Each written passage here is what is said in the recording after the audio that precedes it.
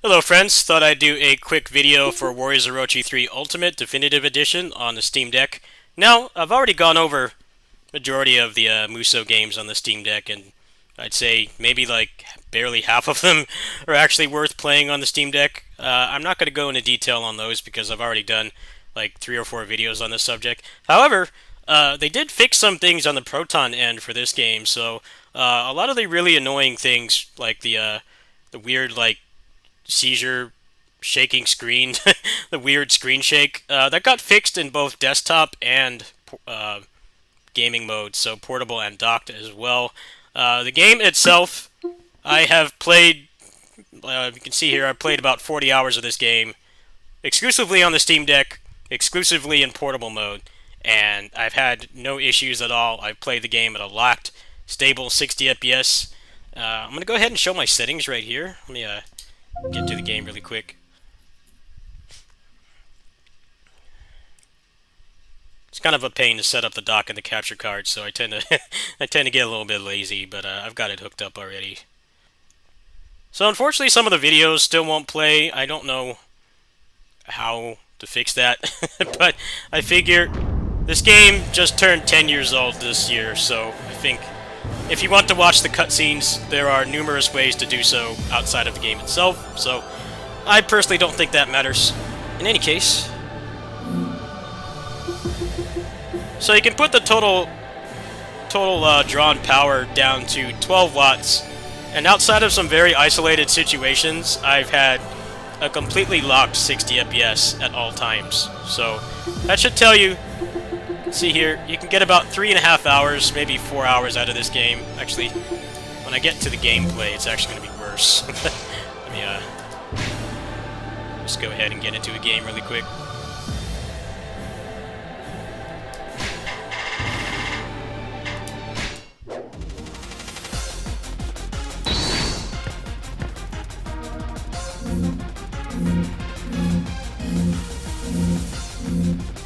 Button's not wanting to work. It's very strange. Of course, gotta do this when I'm recording.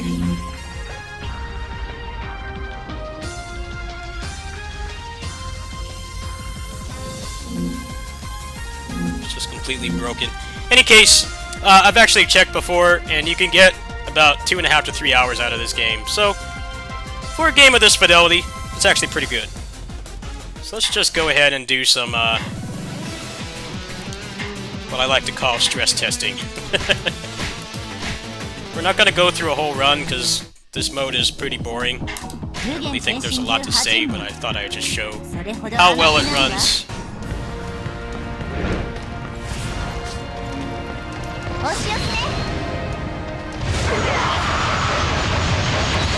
While there's chaos going on, lock 60 FPS. Make sure you guys can hear me.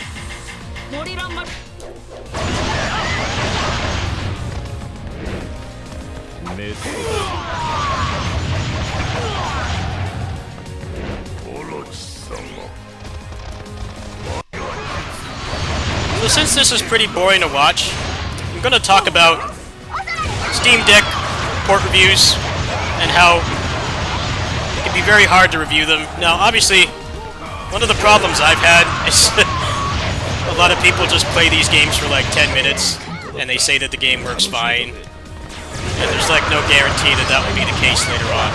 However, sometimes what happens is Proton gets updated. Proton is basically what Linux uses to run Windows programs. Obviously, this game does not have a native port. I'd say probably like 99% of the games on Steam do not have a native Linux port. So what that means is sometimes there will be incompatibilities that will make a game like unplayable. It'll run poorly, or it'll have a glitch or something like that that will make it so you can't really play the game, or it's just a nuisance to play it. So what happened with this game is there's been no patch for this for like over a year. There are some problems with the game on PC that stem from having a high refresh rate monitor. But what they did, I guess, is they just updated Proton. I guess when Proton 8 came out, the game just kind of started working. Previously, especially when you would play in desktop mode, or gaming mode, or play in docked mode like this, what would happen is the screen would shake, and you could try to change like from window to full screen to borderless, and sometimes that would fix it, but then other times it wouldn't. So it's like on a real case-to-case basis. But I just kind of randomly tried this again a few weeks ago, and I was surprised that it works perfectly now. You can pretty much play the entire game from start to finish at a locked 60 FPS, even if you lower the total drawn power down about 3 watts. I tried to lower it more than that, and I started experiencing drop frames, so 12 watts is the optimal power level for this game. And from what I've seen, playing like this, that can get you about another 20-30 minutes of charge, which for a high-fidelity game like this, I mean, I know this game doesn't have the greatest graphics in the world, but for the Steam Deck, running a game like this for more than like 2 hours is pretty rare. You can get about 3 hours out of it, which actually is not bad at all. So I don't know how often this game goes on sale, but I can definitely say I beat the majority of the game on the Steam Deck, and I had no issues at all after they did the Proton update. So that's kind of the thing about Steam Deck reviews, is that you can't expect people to beat every game. I definitely feel like if somebody says the game works great and they're only playing in like the starting area, I don't really know if you can take that as gospel. It depends on the game. Honestly, this game doesn't really have any problems, so it's like, you know, somebody could play through the first level of this and give a good review for it. It'd probably take a little bit of time to, tweak the settings. But a lot of times what does happen with the Steam Deck is Proton will get updated, and sometimes, like in the instance of this game, it'll just randomly start working. It's like, hey, Proton updated, now the game works. So I don't know when this happened, but it must have been within the past few months.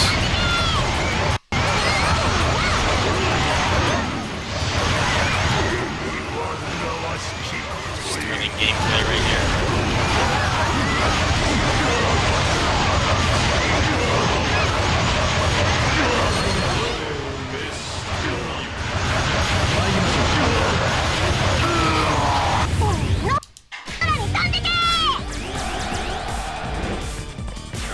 Since this only takes a few minutes, this is good for showing Steam Deck gameplay.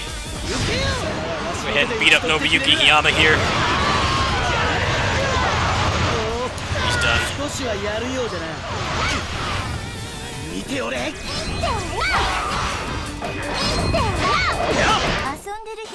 And there you go. There's the full gameplay loop of Where is Orochi 3 Ultimate Definitive Edition on Steam Deck in one of the more intensive areas of the game, which is meaning pretty much anything in Gauntlet mode. If you played this game on original hardware, meaning PS3 or PS4 Xbone versions, you know that this mode was like a slideshow.